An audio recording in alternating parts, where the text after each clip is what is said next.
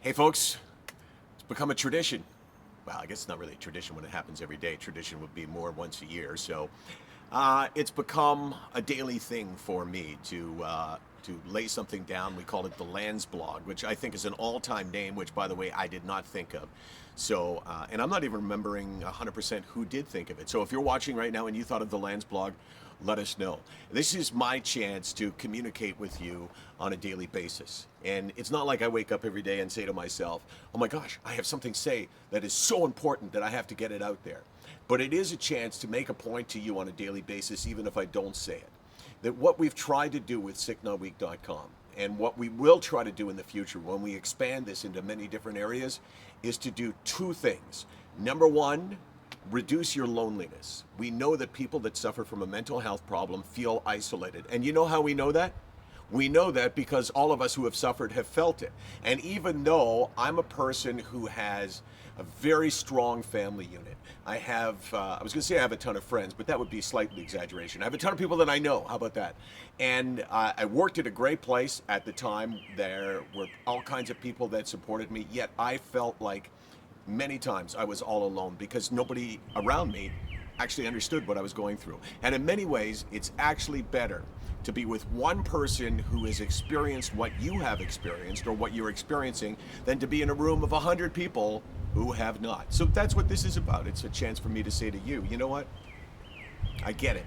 I understand. So here's a message I got on Facebook, which I thought was pretty great. I'm not 100% sure whether this was a public message or not, because to be honest with you, I don't understand Facebook, because to be honest with you, I kind of always felt that as a mature man, I didn't belong on Facebook. But now it's very useful for us to be able to get our word out there and to have you respond. So, struggling with my glasses.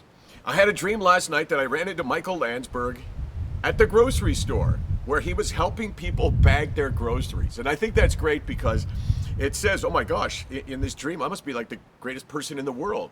Just deciding I'm going to go down and help him bag groceries. While I was going through the checkout, I asked him if he wouldn't mind staying behind and helping me to chat and get over some of the things I was struggling with, because I knew that he would understand what I was going through, which of course he agreed and waited for me to pay for everything so we could chat.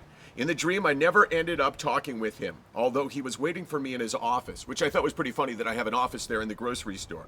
I can't remember what it was that I wanted to say, but it was nice to imagine that if that were to happen in real life, I know that would be a pretty accurate response. So when you cut through the grocery bagging and all of that, it is a really accurate response, because I think that those of us that are out have a duty to share.